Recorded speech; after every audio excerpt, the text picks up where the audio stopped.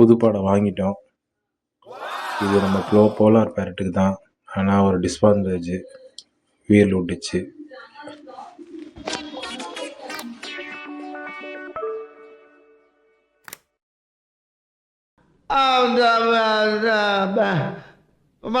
இப்போ நான் என்ன உங்கள்கிட்ட சொல்றது? அது என்ன சொல்கிறதுன்னா, பாட்டை உள்ளே வச்சுட்டேன். போலார் பேரட்டு பாருங்கள் எப்படி ஹைட் பண்ணியிருக்கிறாரு பாருங்கள். அதுக்கப்புறம் நம்ம பிளான்ட்லாம் எதுவுமே வேஸ்ட் ஆகலை.